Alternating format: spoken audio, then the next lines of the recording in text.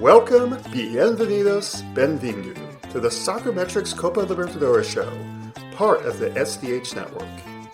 The only English language show devoted to South America's premier club competition.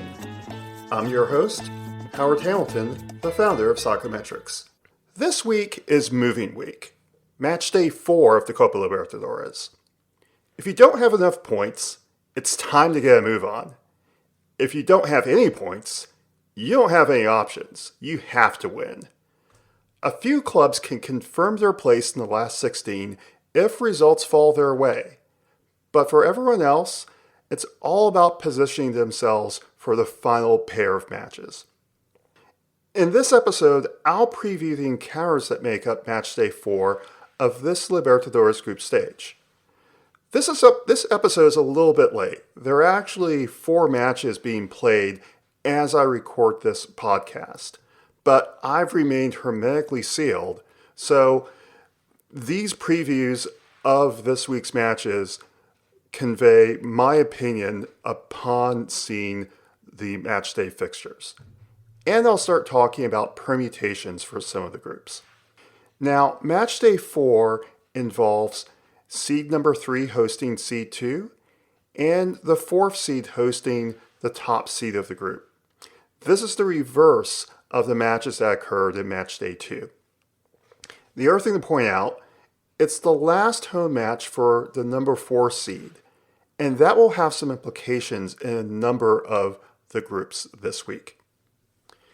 Let's start in Group A with the match between Cusco and Estudiantes de La Plata. Estudiantes can eliminate Cusco with a win, and the home team are going to be looking to press their advantage at altitude in Peru. Meanwhile, Independiente Medellin host defending champions Flamengo. Flamengo could clinch the last 16 with an away win. Group B is probably the tightest group in all of the Copa Libertadores. All 4 teams are on 4 points. So both of these matches are going to be critical to determining which 2 teams advance to the final 16.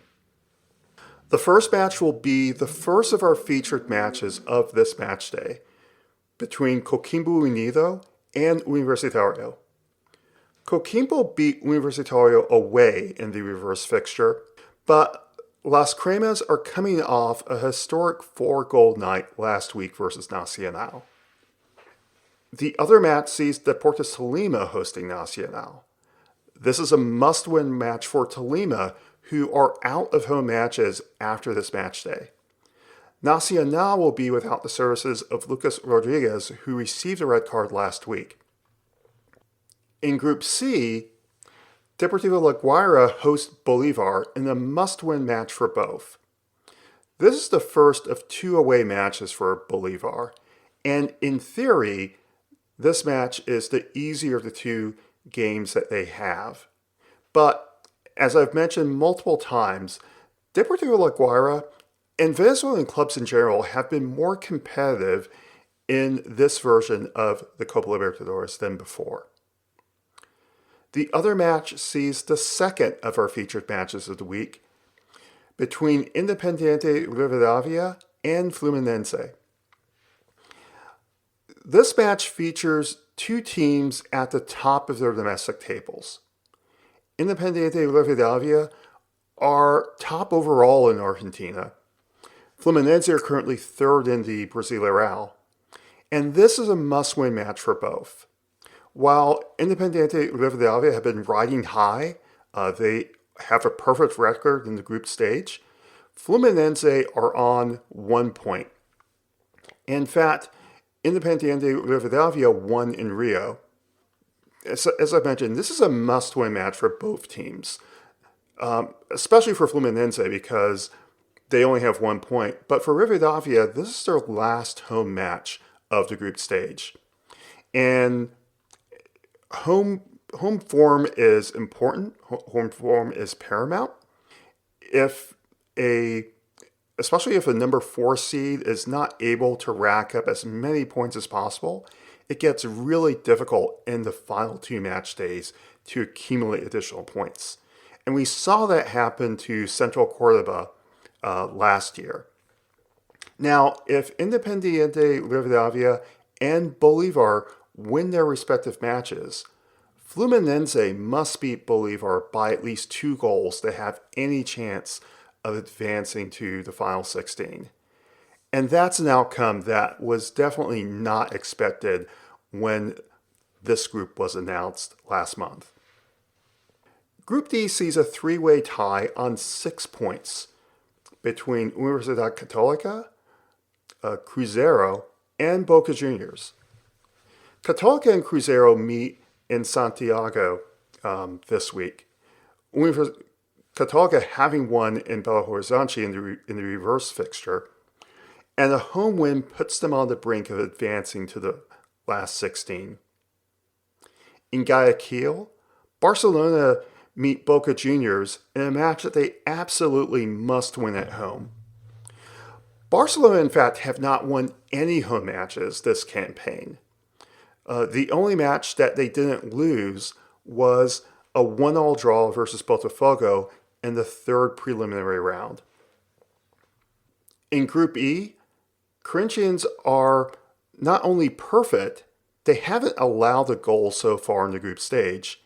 And if they win at Independiente Santa Fe, they clinch a top 2 place.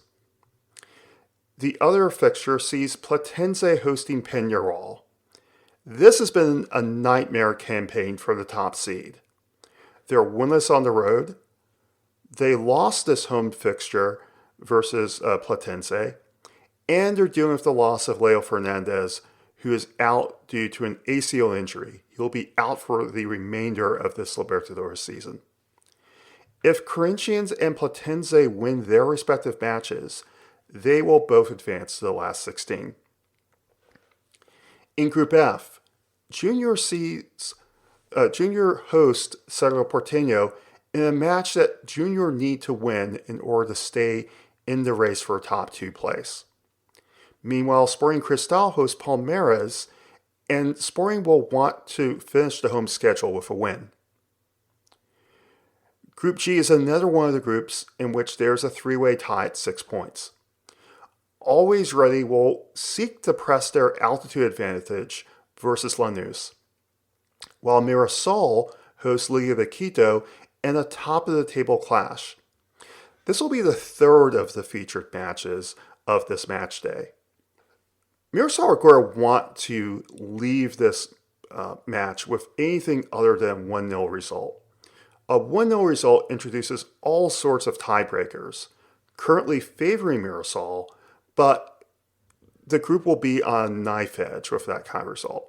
They're going to want a multi-goal margin coming out of this game.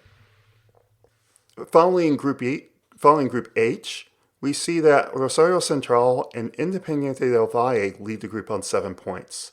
And they're not playing each other, but Rosario Central hosting Libertad, Universidad Central hosting Independiente del Valle. Central have yet to allow a goal in the group stage. And if Rosario Central and Independiente del Valle win their respective matches, both teams will advance to the final 16. So we could potentially see at least 6 or 7 teams advance to the last 16 after match day 4. Now, a reminder that this week you can follow all 16 matches on either Fanatics, Fubo Sports, or YouTube, where the radio broadcast will be streamed. Got a comment or a question about this podcast, or about the Copa Libertadores in general? Send them to my X handle at Soccermetrics. You can also send questions or comments to @SoccerDownHere or to Jason Longshore at Longshoe. This podcast is simulcast on YouTube and Facebook, and you can follow the conversations there.